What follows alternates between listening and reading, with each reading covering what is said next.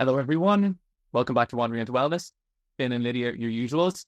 And this afternoon, we are really privileged to have Dr. Marilyn Glenville on the podcast for your ears and your edification. Marilyn is a great friend of ours at the Hot Sack, and we've known and worked with and been friends with for many years now. And Marilyn is a fertility and female hormonal health expert and nutritionist who specializes in those areas. And she's run a Harley Street medical clinic where she's looked at optimizing fertility through the use of nutritional practices for, I think it's a couple of decades now at this stage. Yeah, three decades. Oh, I didn't want to say three, but three. There you go. So there are not very many people on the planet who are as well versed or as well predisposed or in a better place to talk about nutrition and fertility as you. So I would love to know, first off, Marilyn, and welcome, and what is it when we talk about optimizing natural fertility? It's then making small changes around lifestyle, nutrition, also looking at emotions as well. There's a lot of research on that, particularly things like stress. And then we're also, when we think of optimizing fertility, working on female and male fertility as well. But it's small shifts and really practical things that people can do that do optimize their fertility, and then giving them the chance of, when they're ready to conceive, by making those changes now, because they may be planning a year or so's time, but it's optimizing that fertility ready for when they want to conceive. And that's really important. And also optimizing fertility for those who may be going for IVF for whatever reason they're going down that route, because it actually may and can increase the chances of that IVF being more successful. So whatever they do in the natural field for optimizing fertility is never wasted, and it's going to put them on that journey for whatever they might need, but we're always aiming to help them conceive naturally. Okay, yeah, I mean, that is perfectly encapsulated. That's brilliant. That's basically a dictionary definition. So talk to us about, you're about to come to Dublin to host a seminar in conjunction with us, which is really exciting. And what I understand you're going to be trying to do is to help people to translate how fertility, really optimizing natural fertility, actually operates far beyond the bounds of just conception and the want to conceive, but that it actually has ramifications for kind of whole life health. So can you explain a little bit about the broader topic of what will happen when people start to optimize natural fertility? What are the other effects on their health that they're going to see? Well, when you think of fertility and we think of those reproductive hormones and that roller coaster that every woman is on every month. So by optimizing her fertility, it's also balancing those hormones generally across the month. And then we look at the impact that those hormones have on her. And they are like an orchestra, and they're filtering out to every system in the body, including mental health, but also everything around her energy, metabolism, skin, moods, everything connected to it. So by optimizing fertility, we're actually balancing the hormones generally. And that is really important for women who may have an underlying hormone imbalance like polycystic ovaries, endometriosis. And in their mind, they are worried about fertility because those conditions can actually impact negatively. So by getting that harmony with those hormones is actually then working on optimizing their fertility in the future, but changing the condition that's actually causing that hormone imbalance now. So again, it's just wonderful what can be done in terms of what we can do naturally. I think so. In terms of women with PCOS or endometriosis or those sorts of really debilitating conditions, one of the sorts of symptoms that they are suffering that maybe that can be supported by managing their hormones that are going to help her conception. Yeah, so when you think about polycystic ovary syndrome, the issue is the woman's not ovulating.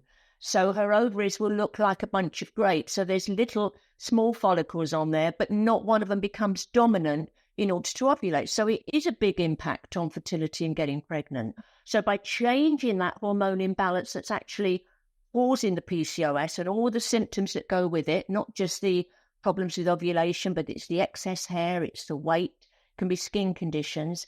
And the same with endometriosis. It may be impacting how the egg can be released or whether it implants. So again, a hormonal imbalance is actually affecting that woman's fertility. So when we go a step back and create that harmony with those hormones, we're changing her potential fertility for the future.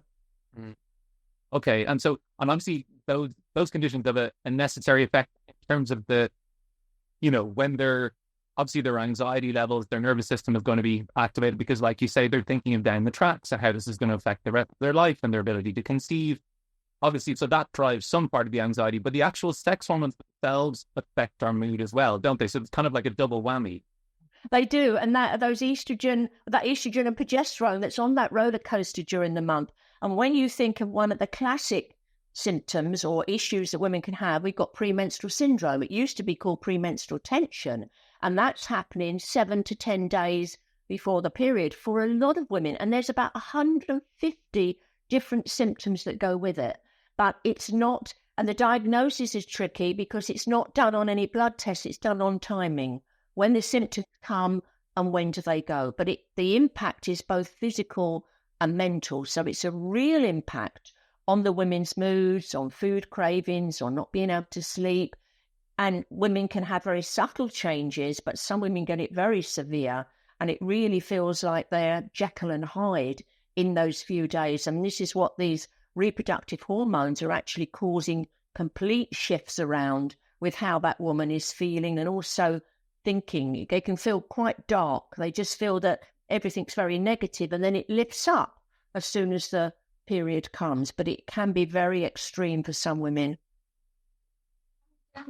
Mentioning sleep there.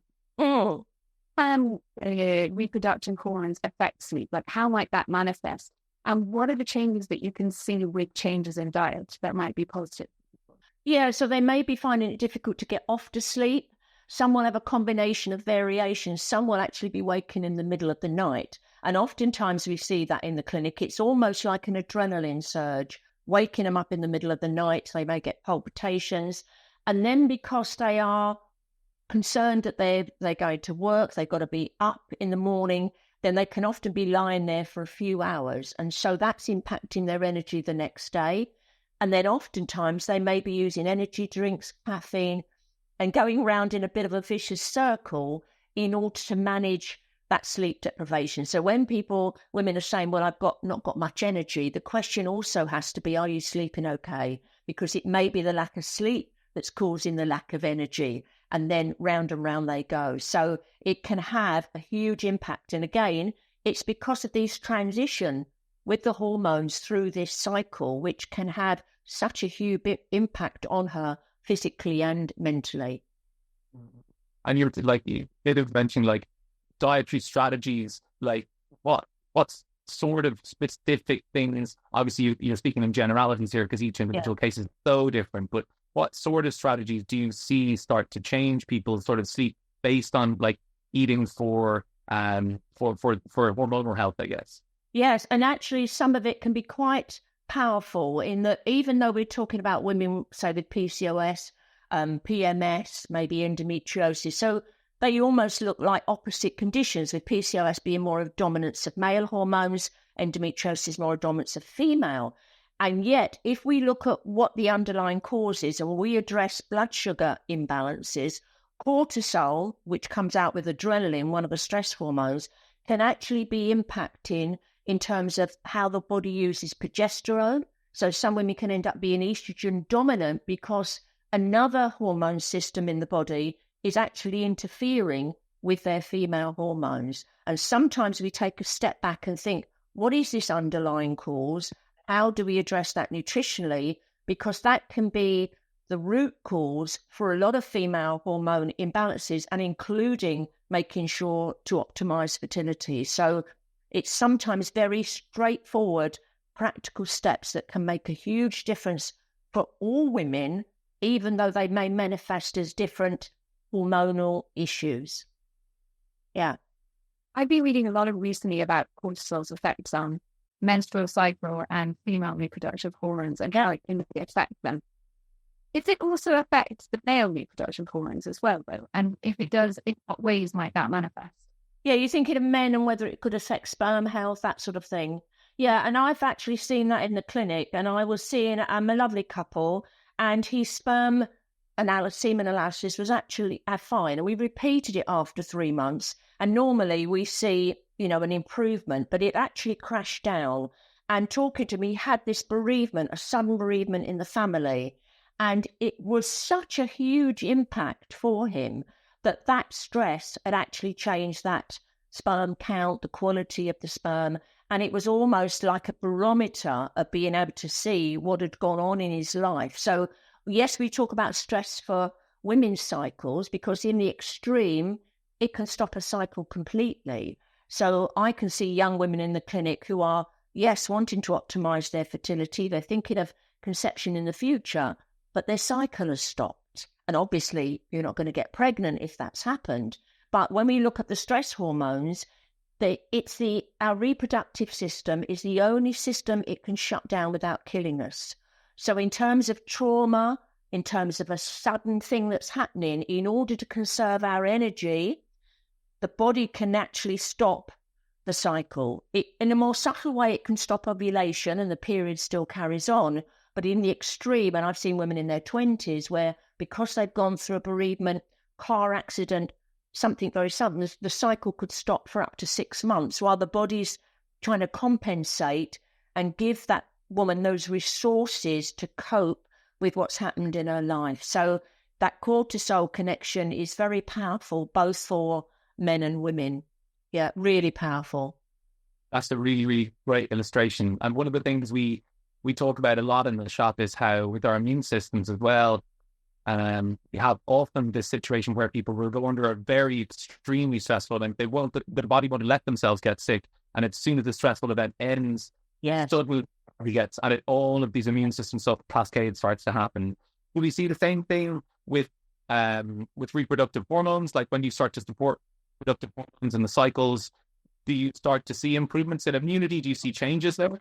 Yes, and it all comes back again. And you're completely right, Finn. That is quite something very noticeable, that it's like the body can just about hold on while that stressful event is happening with the immune system. And then there's this complete collapse. It's like letting go. I've got over this and it just lets go. And then that's when people are, really unwell because they've held on and the body's held on through whatever stressful event. But that immune system side of it is really interesting because they're now looking at why some women don't get pregnant or why they miscarry. And the huge amount of research is on the woman's immune system. And looking at the research, we have a much stronger immune system than men. And that's why women are more prone to autoimmune conditions. So we do joke around about man flu, that when men get the flu, they're flawed, but we're carrying on. But joking aside, there is this good research that we have a stronger immune system. But it also means we have more antibodies. It means we're more prone to autoimmune conditions. And one of the areas on not getting pregnant or miscarrying is that woman's immune system is too strong. And it can't then accept foreign DNA from either a partner or a sperm donor because the immune system has to suppress slightly in order for a woman to get pregnant and stay pregnant. And we have a huge amount of research now on vitamin D because it is an immune modulator. We have to absolutely test every woman for vitamin D deficiency, but most important, if she's struggling to get pregnant, wants to optimize her fertility, miscarrying, and also thinking about omega-3s and blood flow to the baby as well. So huge amount of research now on how the immune system can be affecting fertility, but also women's conditions like autoimmune problems like lupus, that sort of thing. But really interesting that connection with those reproductive hormones and what's going on with the immune system. Interesting. You were just talking about miscarrying, and I think miscarriage is such an under-talked about thing and an understood thing. And I've had a few friends recently who've miscarried once or twice, and it's had a massive effect on their relationships, their cycles, their digestive health, their emotional health, their stress levels, their sleep. There's so much more that it seems to affect. So can you talk a little bit into how it might affect someone and why it might affect them, so that if someone was listening and their partner is realizing that they seem completely different after a miscarriage, Maybe a partner doesn't understand quite why, especially if it was a very early miscarriage, that might have had an impact on them. Do you explain that? And usually those ones are happening before the 12th week of pregnancy, because past the 12th week, the placenta's taking over. Up until that time, the hormones are holding the baby there. But when we think about it, it is a bereavement, and I don't think it's thought of that much because it's happening, like you said, Lydia, so early on. And over here, and might be the same in Ireland as well, women have to have 3 miscarriages before they can start to get investigated on our national health system. And that is really hard because the women coming into the clinic are saying, I don't want to go through this again.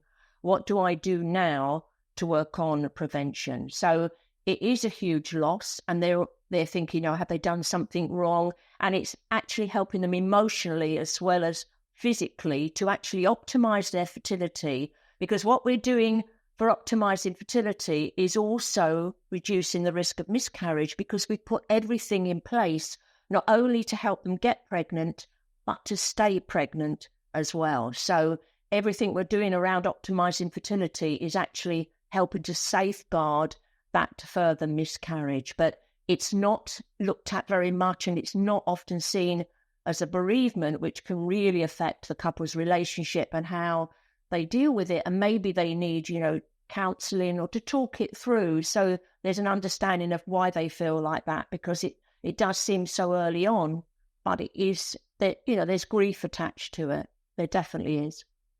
Yeah, well, absolutely. Yeah, and grief is such an impact. We understand so little about it because we box it off into societal systems like funerals and these sorts of things. We go, that part's done, move on. But it really works like that. And we know from cultures that work more traditionally how long they allow that grieving process to take place over, like sometimes 3 or 5 years. They'll keep the actual body in the home until they have a second funeral, and then they release the thing. So I think, there's so much that we can't really understand. We don't allow time for, I suppose, in our current kind of societal trend, I suppose, or whatever, for it to take place. And that's really, I think the acknowledgement of it is such a big deal as well, because the acknowledgement opens the floodgates for these sorts of things as well. And the point of conversation, like you're saying, so that somebody who be in that position where their wife or partner has had miscarriage and they just see this change, and often that change can bring distance. And that's the thing you want to really, I guess, avoid, isn't it, in terms of like closing down communication. And recently women have asked for a certificate of that loss. They've now asked to actually have something in writing that shows they have lost a baby, and that they feel will be helpful. And like you said, Finn, when you look at other cultures, there is often a huge release in terms of vocally how they're expressing that grief. But we don't do that to the same extent. It's more, sort of the stiff upper lip and that sort of thing. So there's a very different way, depending on the culture, of how they're managing the loss of somebody. Yes, very different. I think also there's that understands. His body understands that there's been a loss, but sometimes the emotions haven't caught up. Sometimes you don't even know that you were pregnant before you've lost that baby. Yeah. And so there's a distance between those two things to try to somatically understand what's happened. And then, of course, it can be very hard for the partner if they didn't know you were pregnant in the first place. Yeah. And then that's them. And then there's this distance between where I'm at and where they're at, and there's that big change, right? But also something that's been in the news a lot recently is that the idea, the scientific idea, that every baby that a woman is pregnant with, some of the baby's cells go into the mother's body and alter her brain and different parts of the body forever. So actually, every single baby, no matter how early on, has literally changed the mother's body. So it's natural that would have an impact. Yes, definitely. And it's how we help the women deal with that, and also then help work on prevention so they're not having to go through it again. And that's really important. And when we do think of miscarriage, and 1 in 4 women can miscarry, but all the focus goes on the woman. But nature is always working on survival of the fittest. So we also have to ask, is the sperm okay? Whether it's coming from a donor or whether it's coming from her partner, is the sperm as healthy as it can be? Because nature will still cause a miscarriage from what's going on with the sperm as well. So with a miscarriage, we're always thinking we have to optimize fertility for both of them to work on prevention. Because if something's not 100% with the sperm, it could have two heads, two tails. Nature may not let that pregnancy continue, and the focus needs to be on both of them to optimize fertility and their health before they're actually conceiving again. Yeah. So one of the that made me so interested in having you over to talk about this particular topic, which is how impactful the focus on fertility can be to support people's life entirely, men and women, not just women. This, we really want to broaden out that way. But one of the reasons, because of this decline in fertility, and you were saying there's a, was it, did you say a 50% drop in males' sperm motility or sperm count? And over the last 10 years, it's come out fairly recently, and they're looking at environmental causes, diet, huge impact it's going to have on male health as well. So yes, huge drop, 50%. Yeah. Wow. So with that in mind, and the fact that there's this drop in fertility that doesn't just affect your ability to have babies, but also that drop in fertility means that's a red flag for the rest of your entire body system, for your physiology, your biology. It's all going to suffer as a result of this drop off in sex hormone health or reproductive hormone health. And what are some of the sort of do's and don'ts, let's say, if we can lay the groundwork for people who are coming at it maybe earlier than where they're really, their eyes aren't laser focused on having kids? Could you maybe guide us through some of those? And I think we have to look at the dietary side, and that's really important. And there's good research. We always talk about the Mediterranean diet, but it comes up a lot in the literature that by having this, eating a rainbow has also been a big concept, talking about men's fertility as well, is that we should be eating this rainbow. I know years ago, our parents, it was eat our greens, but we're going a step further now of this colourful array that we get from all the different fruits and vegetables, and they're giving us the antioxidants. So they're working on sperm health, quality and quantity. And what's really interesting for women, and I don't think they always realise this, that although we are born with our egg supply, we've got an ovarian reserve already there when we're born. And so women are concerned about time and the biological clock. But as long as a woman's ovulating, yes, we can't change that egg reserve, that egg store, but we can change the quality. So with men, we can work on quality and quantity, because men, you produce sperm all of your life. But with women, yes, they're thinking, well, I can't do anything, but you can actually change the quality of eggs. And we have a 3-month window of opportunity to do that, because it takes 3 months for the egg to mature, ready for ovulation. So we have a lot of potential. Women may not realise that potential is there, and including all of these antioxidants, we talked about omega-3s, things like coenzyme Q10, huge amount of research on how we can improve egg quality for women, but also it's mirroring the same nutrients for the man, but working on their reproductive hormones and that semen quality. So it's just the research is really moving along quickly about how we can make an impact on optimizing fertility for whenever the man and the woman are ready to actually want to conceive. I love what you're saying about eating the rainbow as well. There's so much that we're beginning to understand about how polyphenols actually, as well, they don't necessarily work as antioxidants in the traditional sense. They actually work as, to some degree, hormetic stressors, where they actually stress the body out so the body becomes better at protecting itself. And one of the things I was reading this morning around fiber and because the microbiome is such a big part of conception and fertility. And I remember, I think one of the first things I heard from you, or one of the most impactful early things I heard from you, was that one of the biggest impacts you saw on a woman's ability to conceive and hold a pregnancy was actually whether she was constipated or not. And because constipation, because it provides a physical blockage, and because it means it's affecting so much about the detoxification processes, but that has such an effect. And we're beginning to understand about how the microbiome then affects immune cells in the gut. So I was reading this thing this morning, which I thought was exciting. A study, I think it was an Italian study, where they introduced inulin at different quantities, and it showed, I think 10 to 15 grams of inulin taken over 6 weeks daily increased bifidobacteria by 50% and dropped off two of the more pathogenic bacteria by some similar value. And maybe could you talk to us a little bit about that idea about detoxification and fertility? That again, it's not just around having babies, but how that has sex hormone health.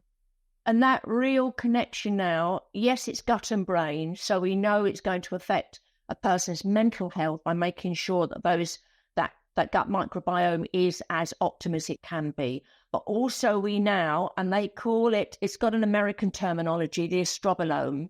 So there is this system within the gut bacteria that help us metabolize estrogen efficiently. And this is crucial for any woman with PCOS, fibroids, endometriosis. So this is going to enable hormone balance by what's going on in the digestive system.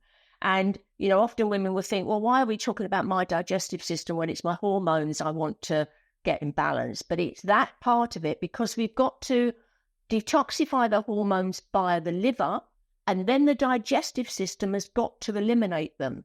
And if those beneficial bacteria aren't in balance, those hormones are going to recirculate. So you're right, it's this getting the whole integrated approach to what's going on physically and mentally, and addressing all those different aspects just gives everybody a chance to get their hormones in balance, but optimizing fertility for whenever they're ready to want to conceive. But they've got that set in place, and it just gives them a much better chance when they are ready to want to get pregnant. Yeah. It's interesting, isn't it? Because I think for some people listening, like you said, it can be a really kind of esoteric concept, the idea that nutrition can have enough of an impact on menstrual cycle or just general all body health. But what I do see, what most people have understood, is that if you're thin or feel overweight, things can either stop your periods or make problems with your periods and affect fertility, and also then whole body health, right? So we know that that's true. Of course, then diet and nutrition is affecting the global body as a whole.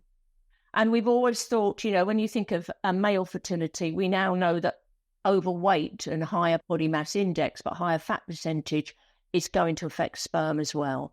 So you're right. You've got these two extremes, particularly for women. And there are certain cutoffs in IVF clinics that if a woman's BMI is at a certain level, they won't allow her to go through the IVF because they know it's not going to be successful. She's basically wasting her time and money. So there is often a cutoff for body mass index. But it is the other extreme as well, that if women are over-exercising, under-eating, not getting enough of the total nutrients that we actually need, and all the fat, protein, carbohydrates, and their body fat percentage goes too low, as we might see with a young girl gymnast or something, the cycle will stop.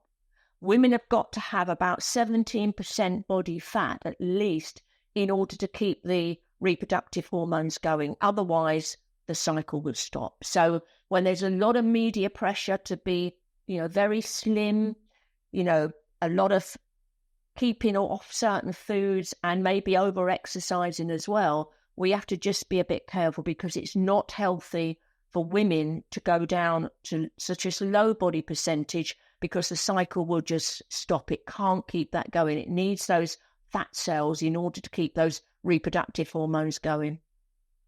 I remember one of the things I learned from Lyd actually around, because I live and work in a world where, orthorexia is a reality. So that notion that, there's no such thing as being too healthy. Just the more things you add on, the better. And there's no kind of end to that. But I remember one of the things I learned from Lyd around particularly female body health around pregnancy and conception and labor was that not only being too skinny is a problem, but actually being too muscly is a problem, because muscularity leads to hypertone, and hypertone is not what you need when it comes to labor. And it's another point that gets missed so often in the media, because we're saying, okay, no, it's strong over skinny, that's okay. We moved away from this body image problem, but actually we moved towards another body image problem, which is presenting a whole other set of barriers for women when they want to go and to have a healthy pregnancy, healthy labor, right?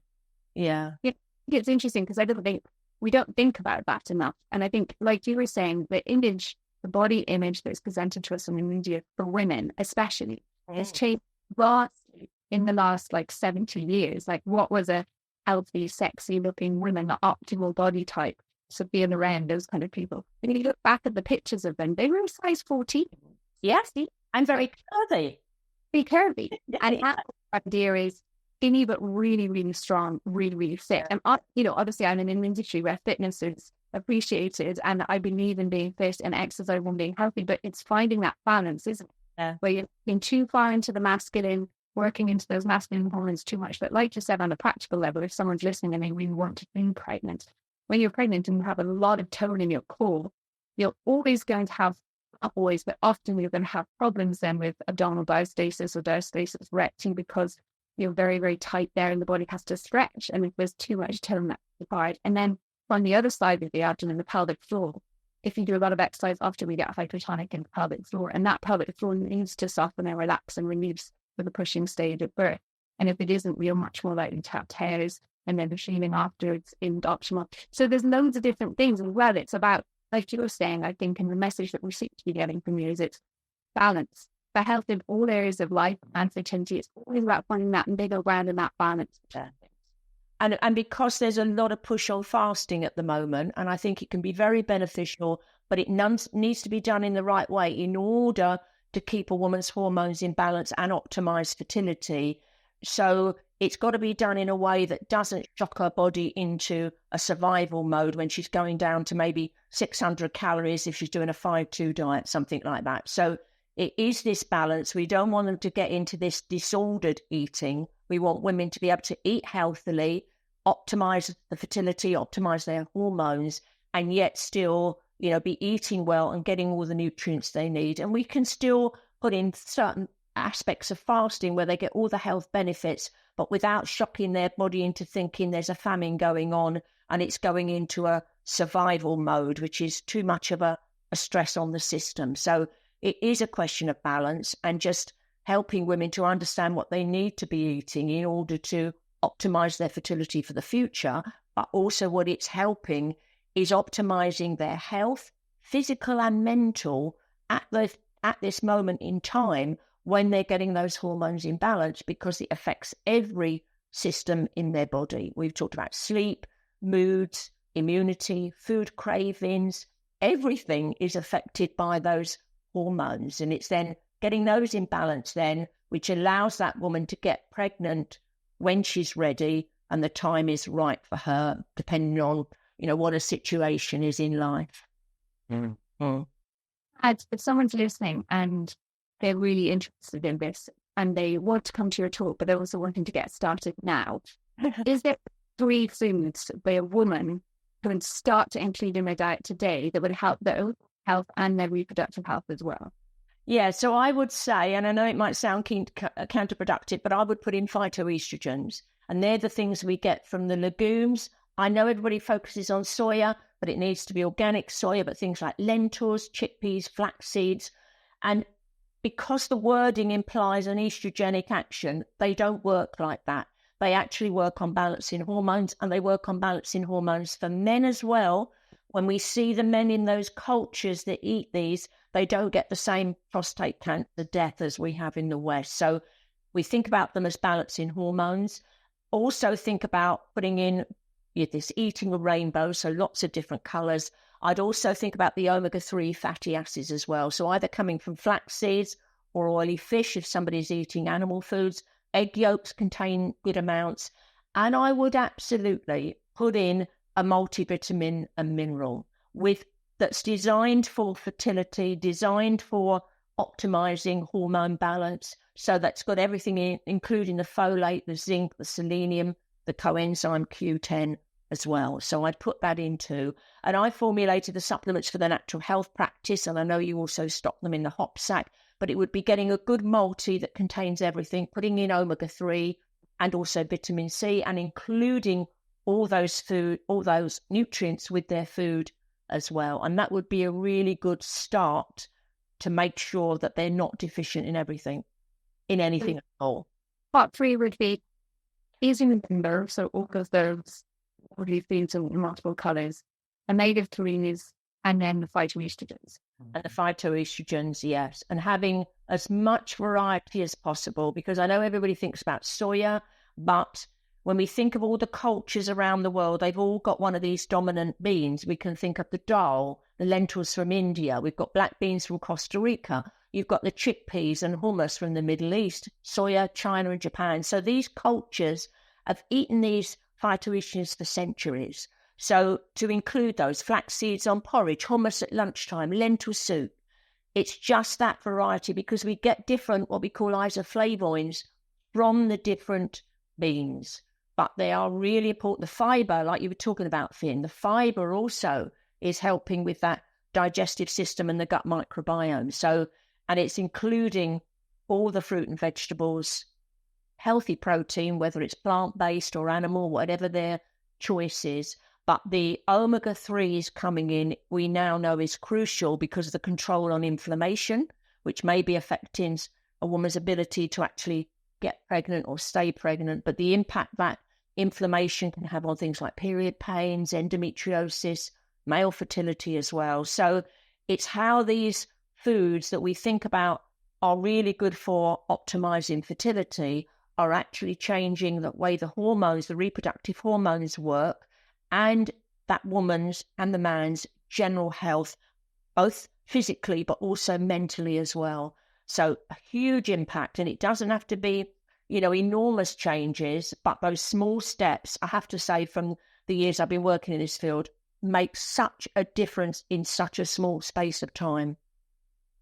Yeah, thank you so much for that. That's been this is the sort of information that I love you for, because it's so much, and it's distilled so well in such a way that, feels actionable. I mean, I know as you're talking, I'm thinking through my cupboards downstairs, I'm thinking, okay, lentils, yeah, dal, I could have done, you're trying to, the things that you talk about are things that resoundingly simple. And that's, I think, the beauty of the changes that you're offering to people. It's all that requires is the willpower. It's certainly they're not expensive changes. They're fundamental, but they're also like very actionable, very, very, very simple. So, for those who would like to work directly with you, I know you work with a clinic in Ireland as well called Glenville Nutrition, right? Of ours as well. So they're on glenvillenutrition.ie, and Heather Leeson is the director of the clinic. And hopefully, and I know she will be, she'll come and talk about a case study on April the 10th when I'm over. So she'll talk about a case study from the clinic as well. And also, there will be lots of time for questions. So there will be personal questions that people will have in the audience. And like always, there'll be time during a break, and we won't be rushing off after. So Heather and I will be there. So we will share whatever, concern we have on a one-to-one basis, as well as from the audience as well. So it's all about just giving people whatever they need and making time for them, because it's such an opportunity to come over and be at the HOPSAC. So really, really looking forward to it. And it's such a brilliant topic to expand this out to how it can help women just generally, but also that optimizing fertility for whenever it's ready for them to begin a family. Yes.